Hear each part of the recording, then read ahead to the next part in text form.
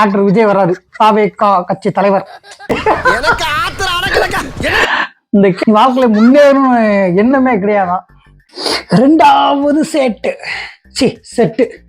இன்னைக்கு டே 13 வழுக்குது.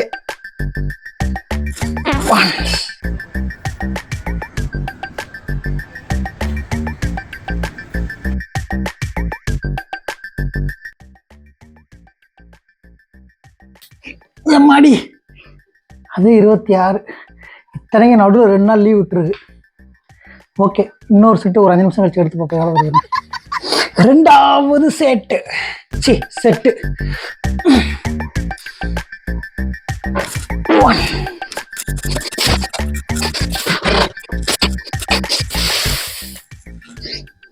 அப்படி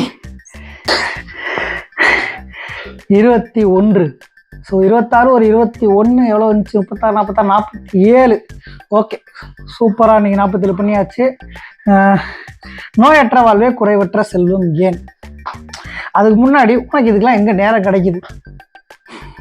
நீ வாழ்க்கையில முன்னேறும் எண்ணமே கிடையாதான். அதே பழைய பஞ்சாங்கம் தான். எப்போ சொந்த வீடு வாங்க போற?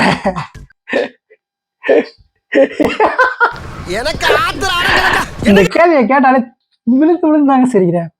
ஃபர்ஸ்ட் கொஸ்டினுக்கு ஆன்சர் பண்ணிடுறேன்.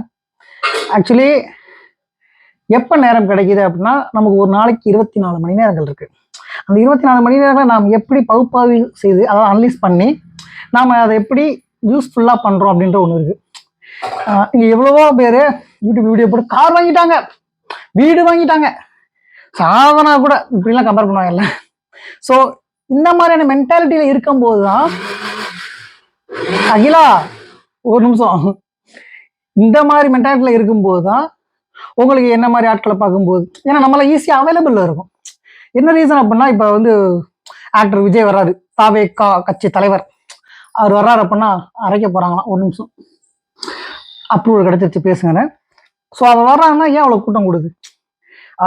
அவர் வந்து ஸ்க்ரீன்லேயே பார்த்த மக்கள் நேரில் பார்க்கணும் அப்படின்ற ஒரு ஆசை. நீங்கள் நல்லா கவனிச்சிங்கன்னா, ஒருத்தர் வந்து வீடியோ போகிறாரு அப்படின்னா, மாதத்துக்கு 2 தடவை வீடியோ போகிறாரு அப்படின்னா, அவர் அந்த வீடியோக்காக காத்திருப்பாங்க. ஏன்னா அந்த வீடியோட குவாலிட்டி அவ்வளோ அதிகமாக இருக்கும், நச்சுன்னு இருக்கும், சூப்பராக இருக்கும். ஸோ ஆடியன்ஸை கிராப் பண்ணுற ஒன்று இருக்குது. அதுக்கு பின்னாடி பெய்ட் ப்ரொமோஷன் சில பேர்லாம் பண்ணுறாங்க. நீங்கள் நல்லா கவனிச்சு பார்த்தீங்கன்னா, ஒருத்தர் வீடியோவில் 1 லட்சம் போகுது, 2 லட்சம் போகுது, அவங்களாம் 50 லட்சம் வியூவர்ஸ் வச்சுருக்காங்க அப்படின்றதுல தாண்டி அந்த வீடியோக்கு ஸ்பான்சர்ஷிப் அப்படின்னு ஒன்று போட்டிருப்பாங்க. அப்படின்னா அவங்க வந்து முதல்ல அந்த 1 லட்சம் வியூவோ 2 லட்சம் வியூவோ அவங்க வந்து பெய்ட் பண்ணி வர வச்சுருப்பாங்க. ஸோ ஒரு வீடியோ பார்க்கும்போது, இந்த வீடியோ 1 லட்சம் வியூ வந்திருக்கு, நம்ம பார்க்கலாம் அப்படின்ற ஒரு மைண்ட் செட் இருக்குல்ல, அந்த மைண்ட் செட் இருக்க பீப்புள் தான் ஒருத்தரை பார்க்கும்போதெல்லாம் இந்த மாதிரியான கேள்விகள் எடுத்து வைப்பாங்க. உனக்கு எப்படி இதுக்கெல்லாம் நேரம் கிடைக்குது? நீ என்ன சம்பாதிக்கிற? இன்னும் சொந்த வீடு வாங்கலையா அப்படின்னு. என்னோட மோட்டிவ் என்னன்னா, இந்த மாதிரியான கேள்விகளை தவிர்த்துட்டு ஒரு ஆரோக்கியமான ஒரு சூழல் உள்ள ஒரு ஆரோக்கியமான மனிதர்களை கொண்ட ஒரு அருமையான சோசியல் மீடியா சமூகத்தை உருவாக்கணும் அப்படின்னா. ஏன்னா சிம்பிளா 24 மணி நேரம் 8 மணி நேரம் கண்டிப்பாக தூங்கணும், 16 மணி நேரம் அதில் கண்டிப்பாக உங்கள் குடும்பத்துக்காக குழந்தைகளுக்காக கண்டிப்பாக டைம் ஸ்பெண்ட் பண்ணணும். ஸோ அதை தாண்டி என்னெல்லாம் பண்ணலாம் அப்படின்னு உங்களுக்கு நான் சொல்லி தெரியணும் அவசியம் கிடையாது. ஆனால் அப்படி கேள்வி அதோட மைண்ட் செட் என்ன தெரியுமா? அதை நான் சொல்லணும்னு அவசியம் கிடையாது. ஸோ இங்கே நான் சொல்ல வர்றது இவ்வளோதாங்க. உங்கள் வாழ்க்கையை உங்களை தவிர வேற யாராலையுமே சந்தோஷமா வாழவே முடியாது. அதுக்கு பின்னாடி இவங்கெல்லாம் கேட்குற அத்தனை கேள்விகளுக்கும் பின்னாடி மனசாட்சி பதில் சொன்னா அது அந்த கேள்விகள் ஏற்புடையது. ஒரு நிமிஷம் முடிச்சிடுறேன். ஒரு நிமிஷம் ராகி, பாப்பாவுக்கு சாப்பாடு கொடுக்கணுமா? ஆனா அந்த கேள்விகளுக்கு மனசாட்சி பதில் சொல்ல முடியாம அவங்க நம்மளோட பழகினவங்களா இருக்கலாம், வயசுல மூத்தவங்களா இருக்கலாம், நல்ல பழகின பணக்காரங்களா இருக்கலாம், யாரா வேணாம இருக்கலாம், அவங்க மேல நம்ம வச்ச மரியாதை தடுக்குது.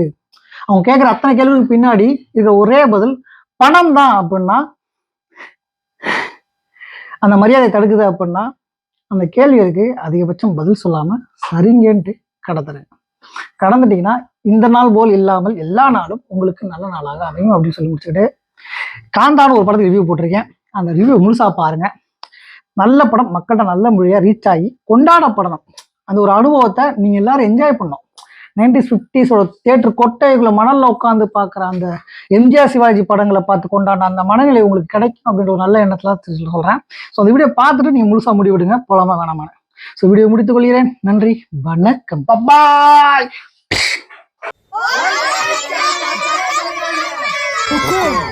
टाइगर का हुक्म।